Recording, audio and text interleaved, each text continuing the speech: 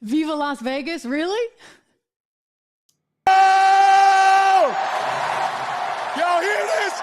We've been fighting for our right all day. How about a little Viva Las Vegas? Viva Las Vegas! Viva! Viva Las Vegas! All right. You know what? Like, if I'm the CIA, I'm not banking on that guy. No way. No way. But we'll talk about all that we saw there last night, which was, quite something, complete with, of course, the guy gets the girl and the big kiss and this, that, and the other. But to important stuff to lead off today's show, we got to talk about what's going on here with NATO. We got to talk about what the Democrats are doing because they're in total panic mode. They're absolutely freaking out. They think that Donald Trump's going to win now. He may well, but now they're trying to put provisions into their bill to fund Ukraine that would make it impossible for Donald Trump to back out of that funding. I'm sorry, like when did the American people get to say? Or not get to say, I should say. Welcome to the show, everyone. I am Trish Regan. Good to have you here. We are sponsored, as always, in part by LegacyPMInvestments.com. Legacy Precious Metals, our wonderful friends over there. Look, if you're worried about inflation, which understandably you should be if you've seen the price of eggs lately, listen, you need to give them a ring, 1-866-589-0560, because they can help you diversify into things like gold, maybe silver as well. LegacyPMInvestments.com. Always welcome to use my name, of course. Okay, so Donald Trump somehow freaked everybody out again. I mean, he's got a habit of doing this, right? As you well know by now. Well, he said some things down in South Carolina at a rally, and he might have been joking around a little bit. He shared part of a personal conversation, which we can only assume was with Vladimir Putin. And I think you need to hear it. And then more importantly, you need to hear the response to it. Let's listen to Donald Trump in South Carolina. They asked me that question. One of the presidents of a big country stood up and said, well, sir, if we don't pay and we're attacked by Russia, will you protect us? I said, you didn't pay? You're delinquent? He said, yes, let's say that happened. No, I would not protect you. In fact, I would encourage them to do whatever the hell they want. You got to pay. You got to pay your bills. Okay. There you go. There you have it. You know, this was a sticking point for him all along. Remember how annoyed he was? He's like, I don't get it. Like, why are we, the military to the world, helping to ensure everybody else's safety? Why aren't they paying their fair share? I mean, why are we spending such a large percentage of our overall GDP, our overall economy, compared to, look at Germany, look at France. Nobody's willing to take it on. And so this was part of his mantra all along, and it drove people crazy because they're like, wait a second, but we've always done this. And you know what? He was absolutely right. I'm going to just tell you right now, like we don't have the money. Thank you very much. We are not what we once were, as they say. I think there's a country song like that. We're just not. And so with this enormous debt, which keeps escalating, hence my shout out to Legacy Precious Metals earlier, with this enormous debt, 34 trillion and counting, we don't have the ability to just keep funding all of these security operations all around the world. It makes sense that if you want us there, hey, you're going to chip in too. And so Donald Trump driving that point home over the weekend in South Carolina, and oh my gosh, did this ignite a you-know-what storm, shall we say, led by head of the shift show. First of all, here's a New York Times report that came out immediately. He's favoring our enemies, favoring foes over friends. Trump threatens to upend international order. Yeah. Maybe then they'll pay. I mean, I'm just saying, maybe then they will actually pay. What are they supposed to contribute? Some certain percentage of their GDP, and they're way behind, certainly in Germany and in France and other locations. So the New York Times is like, oh my gosh, this is, the end of the international world order as we know it, because he made this little comment in South Carolina. I don't think it's entirely different from some of the things we've otherwise heard him say. It's just that it's the latest and greatest. And they're desperate. They're searching. So the star of the Schiff show, that would be Adam Schiff, the congressman from California, he was all over Twitter saying, Oh, Regan would be so upset. Trump bragged that he'd encourage Russia to, quote, do whatever the hell they want to our NATO allies if they didn't spend enough on defense. He's more interested in aggrandizing himself and pleasing Putin than protecting our allies. It would make Reagan, it would be enough to make Reagan ill. I'm not so sure about that, guys. Again, you're inferring a lot, but I do think there's something to be said for Trump saying, you know what, we can't afford it. Now, maybe he's bluffing. Maybe that's all it is. But I do think that the European nations started paying more in terms of whatever they had to give to NATO under the Trump administration. And I would imagine if Donald Trump were back there, then guess what? They would pay again. But Adam Schiff is mad. And then, CNN's mad. The chief foreign correspondent over there, Christiane Amanpour, who I do believe has lived in the United States since she was like 10, yet still speaks with this really affected, fancy accent. Here is Ms. Christiane Amanpour this morning on CNN saying how bad this was. Christiane, while you're here, I need your take on Trump over the weekend and what he said about NATO and sort of the door he opened for Russia and the reaction of world leaders to that you're hearing. You know, Poppy, it is insane. I mean, it literally is insane. In one sentence, President Trump turned the entire post-war transatlantic security doctrine on its head. He actually, after that, whatever you want to call it, propaganda coup for Putin, saying that he was going to go for full defeat or only negotiate on his terms over Ukraine, to then say that if he was president, he would not just, not come to the defense of NATO allies, but would encourage Putin to do whatever the hell he likes. Do you know, it's almost unbelievable. It's an insanity to say that, because that is the existential crisis that the world faces right now. The post-World War II, global security operation is based on America and its 30 other NATO allies defending each other and coming to each other's rescue and protecting and preserving democracy and security, in the West. And Stoltenberg, the NATO Secretary General, said, whoever is president of the United States, Drew, because I may want to go back to that in just a moment, because she's not entirely thoroughly, utterly correct on that one. And we have some primary documents to help prove it. But before we do, keep in mind how agitated everybody is. I mean, Chuck Schumer, so agitated that recently he was on state news, that's what we're calling it these days, and really saying, if you don't do this, if you don't spend this money on Ukraine right now, then guess what? Your kid's going to wind up paying the price. I mean, this is really morbid stuff. Take it away, Senator Schumer. We're at a turning point in America. This bill is crucial, and history will look back on it and say, did America fail itself? Why is it crucial? Well, if we don't aid Ukraine, Putin will walk all over Ukraine. We will lose the war, and we could be fighting in Eastern Europe in a NATO ally in a few years. Americans won't like that. If we don't... No, Americans won't like that. But why are we choosing to do this? I mean, it's something that Tucker Carlson actually brought up most recently with Mike Pence. I want to say this was last summer, and it totally destroyed, incidentally, Mike Pence's aspirations to be president. I mean, sort of just in a blip. And I don't know what was going on with Mike Pence. I don't know if he just was having a bad day. He was agitated because Tucker was hammering him on other stuff. But this was a pretty telling, or just, I guess, bad moment for Mike Pence when he said effectively he didn't care. He didn't care about Americans. He cared more about Ukraine. You know what clip I'm talking about, right? You know. Let's watch it. January, we'll let somebody transfer some jets. I'm sorry, Mr. Vice President. Have you? I know you're running for president. You are distressed that the Ukrainians don't have enough American tanks. Every city in the United States has become much worse over the past 3 years. Yeah. Drive around. There's not one city that's gotten better in the United States. And it's visible. Our economy has degraded. The suicide rate has jumped. Public filth and disorder and crime have exponentially increased.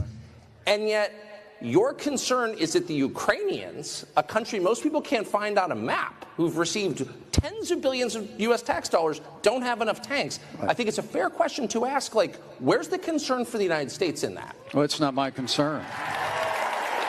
Tucker, I've heard that routine from you before, but that's not my concern. I mean, he doubled down on it. It's not my concern. I've heard that routine from you before. It's not my concern. Hey, listen, buddy, it's got to be your concern. You got to be careful about how the people of the United States are represented, right? You're not just out there stomping for Ukraine. Thank you very much. Anyway, they won $60 billion. And I want to share with you a memo that just crossed right now. J.D. Vance, he's actually flagging this one. He claims, this is the Senator, J.D. Vance is claiming in a memo to his Republican colleagues that there is an impeachment time bomb buried in the bill's text in the case that Trump should try to halt funding for Ukraine while president of the United States. So in other words, this is their way of saying, okay, if we get this through and we get this $60 billion, it doesn't matter who's going to be president. We're going to make sure that it comes through no matter what. According to J.D. Vance, his interpretation of this is, quote, the supplemental represents an attempt by the foreign policy blob deep state to stop President Trump from pursuing his desired policy. And if he does so anyways, to provide grounds to impeach him and undermine his administration. This is, again, J.D. Vance just now, moments ago, writing in a memo calling for all Republicans to oppose this bill's passage. This bill that would allocate $60 billion to Ukraine. It's part of a larger bill overall, $95.3 billion total, includes some help for Israel as well as assistance for Palestinians in Gaza, the West Bank, and as well as funds for U.S. allies in the Indo-Pacific. So again, let me go back to his memo. Vance is contending that the foreign aid bill includes basically all this foreign military financing in Ukraine, as well as a Ukraine security assistance initiative from which Donald Trump will not be able to get out from under. So even if he comes into office, he's elected, he comes in and says, you know what, I don't want this war going on with Ukraine. According to JD's interpretation of the bill, he's not going to have much of a choice, right? So there's this impeachment time bomb. We need to look further into that, again, with the specific language that he's citing. But if that's the case, it shows you just the level of hysteria, the level of panic right now that Donald Trump is going to do something that they don't want him to do. But here's the thing. Keep in mind that there's a lot of spin in both directions going on. And it's why it's so critical and so important to go back to what we like to call in history circles as primary sources, right? What was going on at the time some of these deals were made? What did we seem to promise to Russia? I mean, if you listen to Putin and you listen to that 2-hour-long plus interview that Tucker Carlson just did at the Kremlin with Vladimir Putin, then what you hear from that is somebody who is really pretty perturbed, pretty annoyed, pretty distressed that, in his words, the U.S. didn't follow through with its promises. In other words, as Russia sees it, as Putin sees it, when that wall came down, guess what? We were not there to then pick fights with Russia. We were not there to encroach on their border.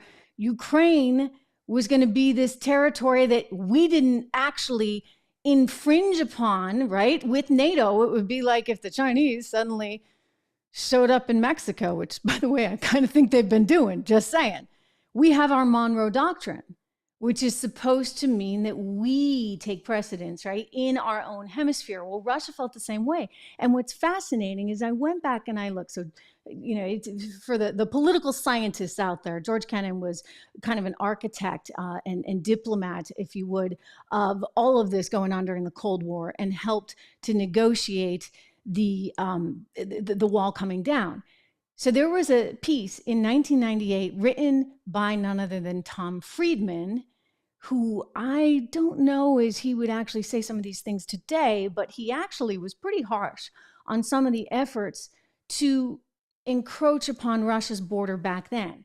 And he quotes George Kennan. This is absolutely fascinating. I want to share this with you. So first of all, the article, really great. I mean, 1998, New York Times, one of the best quotes in there is when Kennan says, and he's like 90 some odd years old at this point. He's talking to Tom Friedman on the phone. He said, I think it would be the beginning of a new Cold War. He's talking about if we were to move, right, more aggressively with NATO to protect some of those other countries like Ukraine, I think it would be the beginning of a new Cold War. I think the Russians will gradually react quite adversely, and it will affect their policies. What do you think's going on right now? He goes on, I think it is a tragic mistake. It shows so little understanding of Russian history and Soviet history. Of course, there is going to be a bad reaction from Russia.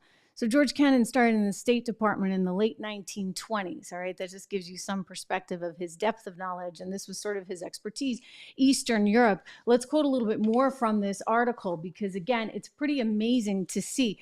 By the way, the title of it, for those that are interested, it's called Foreign Affairs, Now a Word from X, May 2nd, 1998, by Tom Friedman, an interview with George Kennan. Just amazing, right? And it's funny because it's X, and X is now on Twitter, et cetera. I got to tweet some of these things out on X.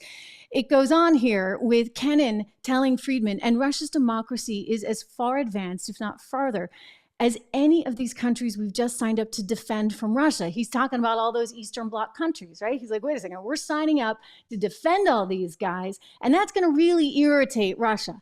This is said by a guy, as I said, the late 1920s. He joined the State Department in 1926. He was U.S. ambassador to Moscow in 1952, so height of the Cold War. He goes on to say, it shows so little understanding of Russian history and Soviet history. Of course, there is going to be a bad reaction from Russia. And then the NATO expanders will say that we always told you that is how the Russians are. But this is just wrong. Think about that, guys. Think about that. That's exactly what they're doing right now. They're saying, well, Putin was always like this. Putin was always expansionist. And this is what Kennan is predicting in 1998 when he sees that NATO is trying to get bigger and bigger and bigger. And so the article continues. He writes, well, Tom actually quotes him. Let me share what Tom actually writes. He writes, one only wonders what future historians will say. If we are lucky, they will say that NATO's expansion to Poland, Hungary, and the Czech Republic simply didn't matter because the vacuum it was supposed to have filled already had been filled. Only the Clinton team couldn't see it.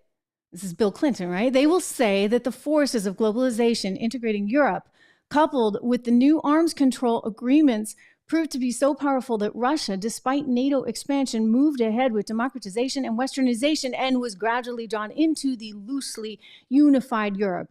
If we are unlucky, they will say, as Mr. George Kennan predicts, that the NATO expansion set up a situation in which NATO now has to either expand all the way to Russia's border, triggering a new Cold War, or stop expanding after these three new countries and create a new dividing line through Europe. So here it all is in 1998 with George Kennan, who'd been in the State Department from he must have been pretty young back then, 1926.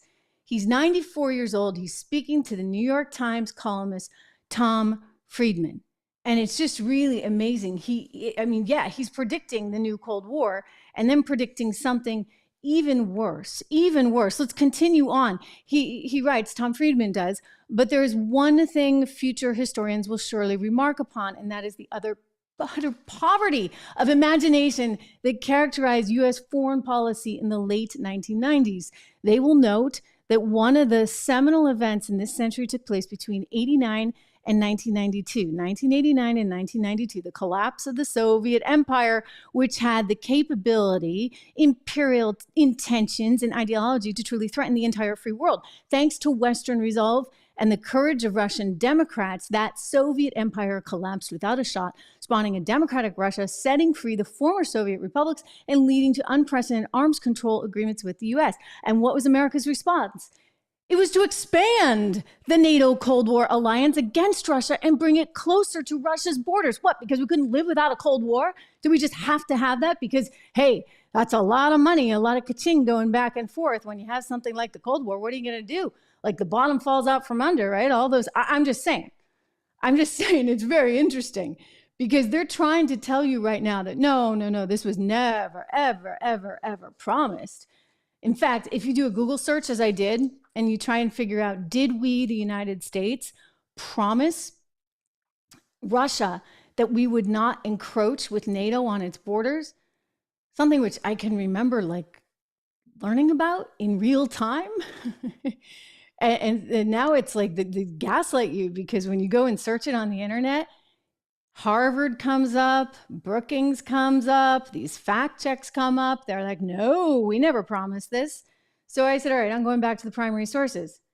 Yeah, it looks like we did promise this. And not only did we promise this, you've got the architect of so much that was happening during this time, right? Who was actually the ambassador to Moscow during the Cold War, saying, if you expand NATO, you are going to have a humongous problem. And that's exactly what we have right now. I mean, this is great. Friedman's pretty harsh.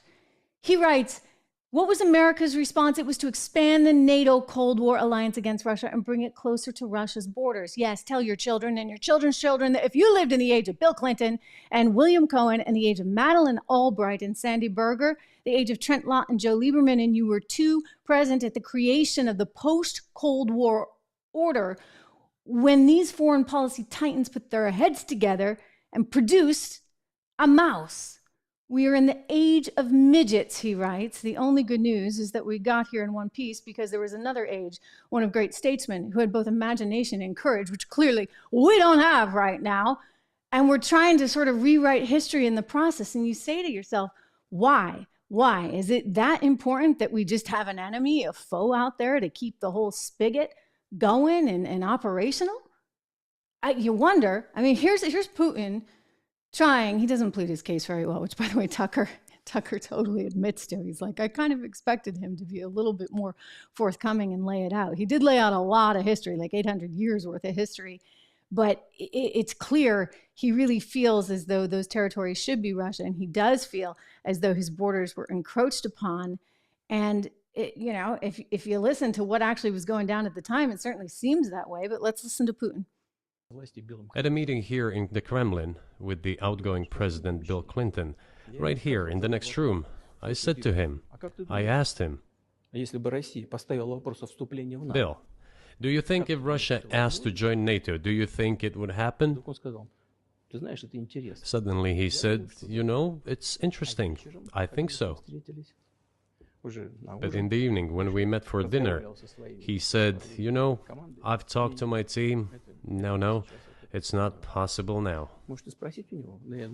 You can ask him. I think he will watch our interview. He'll confirm it. I wouldn't have said anything like that if it hadn't happened. Okay. Were you sincere? It's impossible now. Would you have joined NATO?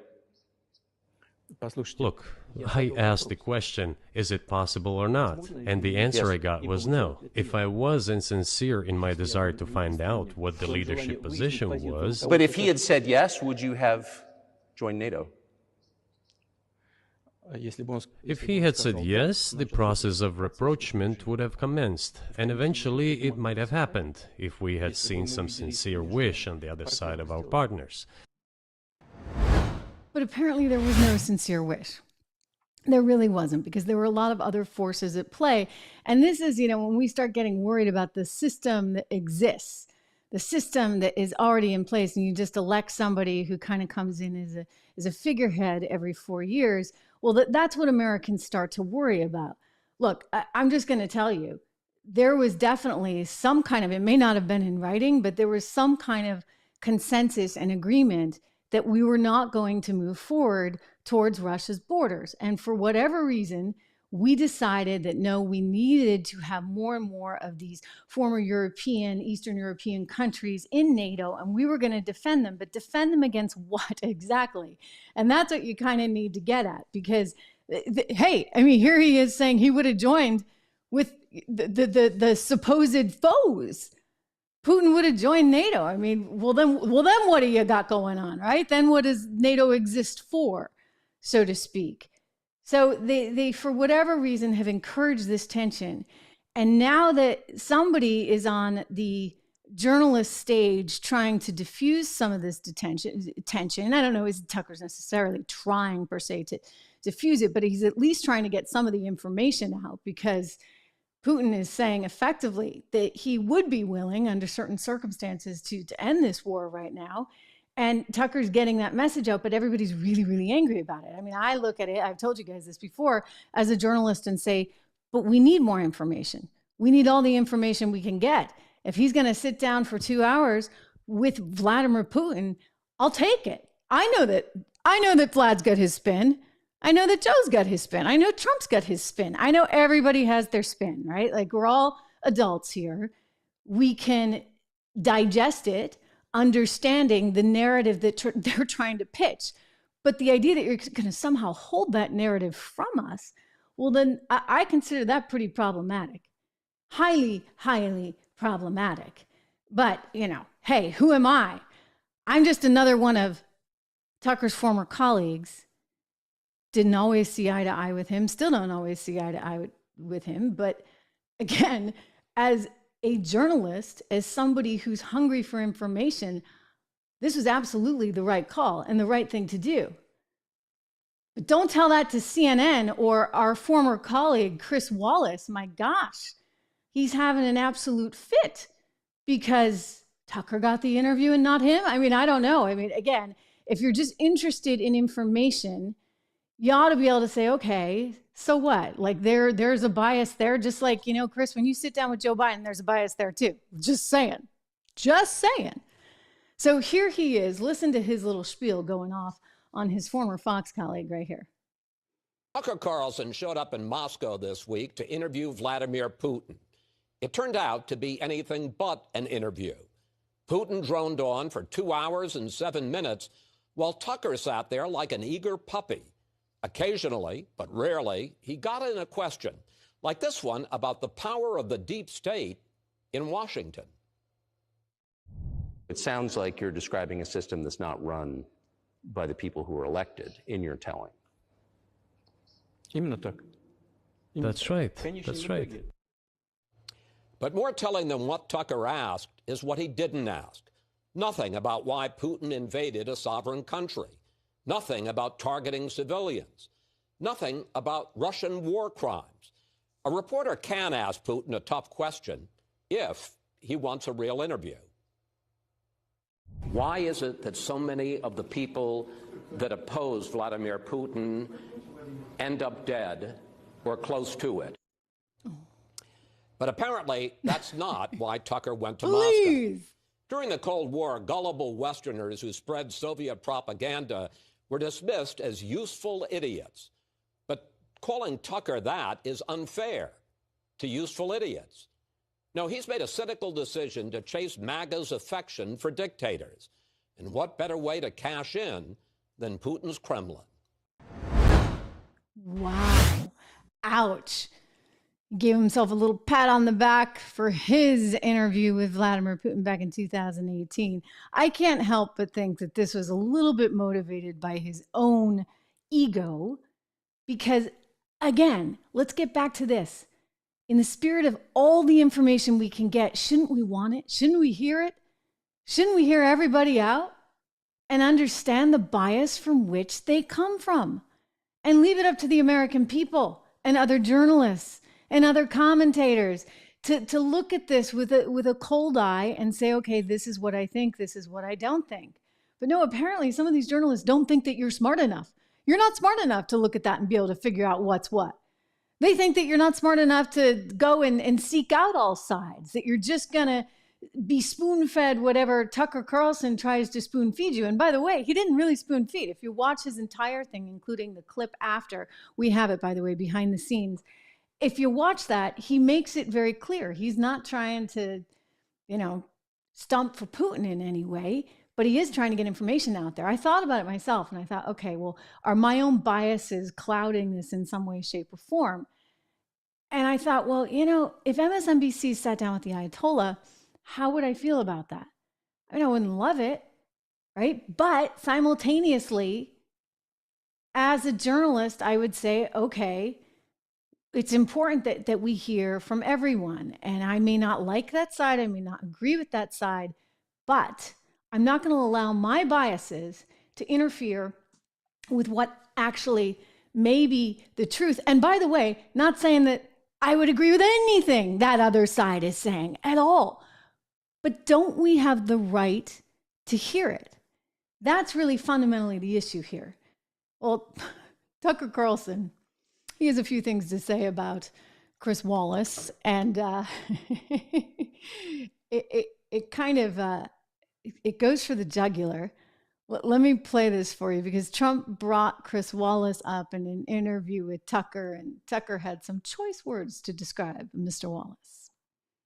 When I debated him, I said, how come, and this was in front of probably not a friend of yours, Chris Wallace, he was the moderator. Not a friend. I said, why is it he wants to be Mike, but he doesn't have the talent? It's one of the little man. He wanted to be his father, but he didn't have the talent of his father was great. His father, a little fussy man. His father interviewed me in 60 Minutes. That's a more polite way of saying the other, right? He's a fussy little man. And there may be some there. As someone who has worked with both of them, let me just tell you, there's a lot of fussy men in television. And Tucker might be onto just a little something. We'll leave it at that. Fussy. That's the way to describe it. I would also just say he's clearly annoyed and a little bit jealous, and had to bring up his own interview, his great interview in 2018 with Vladimir Putin. Anyway, because of all this, and because Donald Trump has indicated that he may not be willing to go along with spending all this American money overseas in Ukraine, where, by the way, we've had to help fire the former head of defense in Ukraine, as well as the deputy head of defense in Ukraine, because they keep making off with all the money. All right. So in light of all of that, you have Donald Trump saying, I may not sign on to this, especially if Germany and France and the rest of them aren't paying their share. And the Democrats are losing it. They're freaking out. They're like, this guy can't be president. But he might be president. He might be president, because look at those poll numbers. I mean, all of the poll numbers show Trump succeeding in November 2024. So what are they going to do? Well, their problem has been compounded, you see, by reality. You have an 81-year-old who, look, there's 81 years old, and then there's 81-year-old Biden. And you've heard me say before, I'm not an ageist, but reality eventually sets in. And when you see so many, there was just more today of Biden out there really struggling with his thoughts, struggling to be on top of things. And a lot of people, I'm not a doctor, but a lot of people have pointed to potentially the early markings of a neurological problem. Well, we don't know what the case is, but we do know this. We do know that special counsel could not move forward prosecuting him. They said, you can't put the guy up in front of a jury. Ben-Hur, who was the attorney on this one, wrote, because, and I'll quote, Mr. Biden would likely present himself to a jury, as he did during our interview of him, as a sympathetic, well-meaning elderly man with a poor memory. Okay, this is right there in the report when they were going to move forward on charges. They're like, yeah, he was guilty. He was guilty of taking those papers, not even trying to declassify them. He knew he had them in the garage next to his Corvette. But we can't move forward on these charges because basically, he added, Ben-Hur did, that Biden is, quote, someone for whom many jurors will want to identify reasonable doubt. And look, the guy's just old and he doesn't remember much. And so what are you going to do? Dun, dun, dun, bring Kamala in to the rescue, of course. Oh, yeah, this is going to work. Kamala Harris, ready for her prime time slot. In fact, she just did a big article with the Wall Street Journal. She said she's ready to serve. She's ready. She's willing. She's VP. I mean, nobody likes her. Like nobody. Not even Jill and Joe Biden, I don't think. But they have good reason. You see, I never would have picked her as my VP. Not after she pulled this. Apparently, Jill Biden still has not forgiven her, is really kind of annoyed that she's saying, I'm here, I'm ready to do it. She, by the way, doesn't have a shot at getting elected. I'm just going to say that. Look at all of her polling data if you really want to know how bad a politician she is. But this also shows how tone deaf she was, knowing that Biden was effectively the anointed one. He was the senior statesman. She went into that debate back in 2020 just with knives out. I mean, listen to her go after Joe Biden on busing. This was priceless. And now you know why Jill Biden can't stand her. Educated about the history of race in the United States. Ms. Williamson, thank you very much. Vice President Biden, we're going to get to you. Hang on, we're going to get to stage. I would like to speak on the issue of race. Senator Harris, and so what I will say is that if I could preface this, we will give you 30 seconds since we're going to come back to you on this again in just a moment. Go for 30 seconds. Okay. So on the issue of race, I couldn't agree more that this is an issue that is still not being talked about truthfully and honestly. There is not a black man I know, be he a relative, a friend, or a coworker, who has not been the subject of some form of profiling or discrimination. Growing up, my sister and I had to deal with the neighbor who told us her parents couldn't play with us because we were black. And I will say also that in this campaign, we have also heard, and I'm going to now direct this at Vice President Biden, I do not believe you are a racist. And I agree with you when you commit yourself to the importance of finding common ground. But I also believe, and it is personal, and I was actually it was hurtful to hear you talk about the reputations of two United States senators who built their reputations and career on the segregation of race in this country. And it was not only that, but you also worked with them to oppose busing. And, you know, there was a little girl in California who was part of the second class to integrate her public schools. And she was bused to school every day. And that little girl was me. So I will tell you that on this subject, it cannot be an intellectual debate among Democrats. We have to take it seriously. We have to act swiftly. As Attorney General of California, I was very proud to put in place a requirement that all my special agents would wear body cameras and keep those cameras on. Senator Harris, thank you. Vice President Biden, you have been invoked. We are going to give you a chance to respond. Vice President Biden.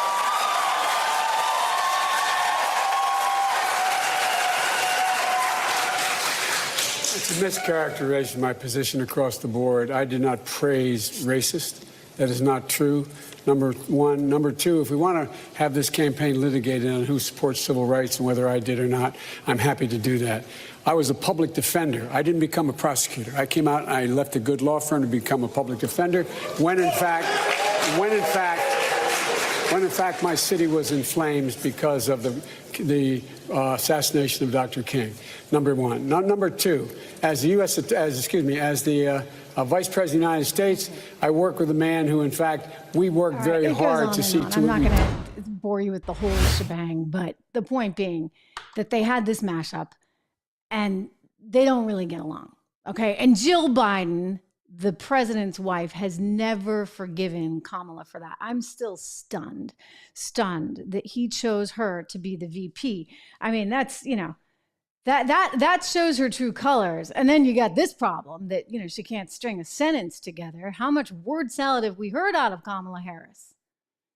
It's very important, as you have heard from so many incredible leaders, for us at every moment in time, and certainly this one, to see the moment in time in which we exist and are present, and to be able to contextualize it, to understand where we exist in the history and in the moment as it relates not only to the past, but the future. I mean, she's all over the place. I mean, we could just pull those clips all day long for you, right? I mean, you want to talk about neurological challenges. I think Kamala suffers some of her own, shall we say, in terms of how she's able or not able to string words together. But nope, she's ready. She's ready. She said she can take center stage. Big article in the Wall Street Journal, big exclusive interview. She's ready for it. And again, Jill Biden is not very happy about this. She actually sent a letter out via email to Democrat donors in which she really was pretty scathing on that special counsel's report about her husband. Now, you can understand she wants to defend him, but it's gotten really hard to defend. She said Joe is 81. That's true. This is Jill Biden, but he's 81 doing more in an hour than most people do in a day. Joe has wisdom, empathy, and vision. His age with his experience and his expertise is an incredible asset, and he proves it every day. So they're going to have to double down on age is good, right? She does point out that she thinks that this was a politicized attack on her husband. This is kind of like the James Comey moment, right? They're going to say that Mr. Ben-Hur was pulling a political attack, which I think he was just, a lawyer saying there's no way we're going to get a jury to convict, so why are we going to bother? She writes, we should give everyone grace, and I can't imagine someone would try to use our son's death to score political points. If you've experienced a loss like that, you know that you don't measure it in years, you measure it in grief. So the concern is that he doesn't remember exactly his son's death and the details around that.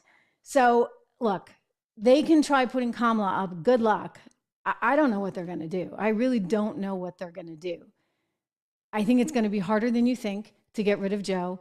He is actually in the Oval Office, and he's a little belligerent. And so they can have a whole team around him and say, you got to leave, you got to leave, you got to leave. But if he's not willing to leave, guess what? He's not going to leave.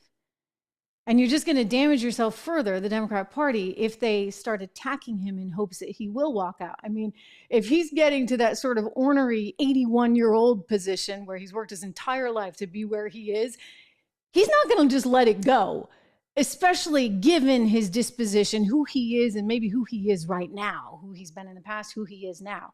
So, go for it. Try with Kamala. But I think the reality that everybody needs to keep in mind is that on the ticket, it's going to be Trump versus Kamala, because Joe Biden's probably not going to make it should he be elected. I mean, I hate to say things like that, but the mental competency is going to continue to deteriorate. So knowing that, the voting public is going to say, do I vote for Kamala or do I vote for Trump? And by the way, that's really good news for the Trump camp, because they'll take that trade all day long. Kamala is not really that electable. Okay, I promised we'd talk about the Super Bowl. Viva Las Vegas, baby, right? That was Travis Kelce last night screaming at the top of his lungs after winning that big trophy. What do you think? Was this some kind of orchestrated event? I don't really think so. But I don't know how to explain this one. Did you see his outfit? Did you guys see this outfit? He walked into the Super Bowl stadium dressed a whole lot of flashy stuff, like a sequin suit of some kind. So my advice to Taylor Swift right now, get out while you can, because when your guy's wearing more sequins than you are, that's a problem. Combined with, this. Could you guys figure out what he was saying? Any idea what he was saying when he was screaming at his coach, Andy Reid, something about put me in, and maybe some obscenities were in there too? That's the word on the street anyway. He's really angry. So, anger management issues there between the sparkles and the anger. I don't know. I don't think he's quite the catch. I think there's something just kind of off about this whole relationship. I'm not like a conspiracy theorist. I don't think that's what it was. I don't think that it was all designed to help Biden. I think that maybe she felt that it was helpful for her career, and he's certainly realizing it's super helpful for his career to have her by the side. And the NFL is like, yes, baby, yes, right? Because suddenly they're relevant in ways that they just weren't before, and people kind of had it with the NFL, and so all of a sudden they're getting a whole new demo. I hope Taylor's getting something out of it. I'm just saying, she's a smart business person and all that, because an appearance fee for someone like Taylor Swift to show up at these things and drive ratings and actually bring her young teenage girl demographic into the football arena like that, she ought to get something. Anyway, he won, and that's amazing. And now he wants to make it 3 times. And that's sort of what the Viva Las Vegas was about. So what do you guys think? I mean, Joe actually had a funny tweet. I know it's not him. It's probably some intern in the social media department. But did you see this with the eyes and everything?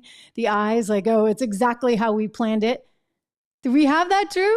I want to show all the team members here. By the way, if you haven't signed up, try signing up. You can be a team member on the Trish Regan Show. Make sure you subscribe, you hit the like, you share, all of that good stuff. It's great to have you guys here. It really is. it was certainly an eventful weekend. I think the bottom line takeaway, though, is that Donald Trump is serious. He wants NATO to pay its share, and he's willing to walk away if they don't.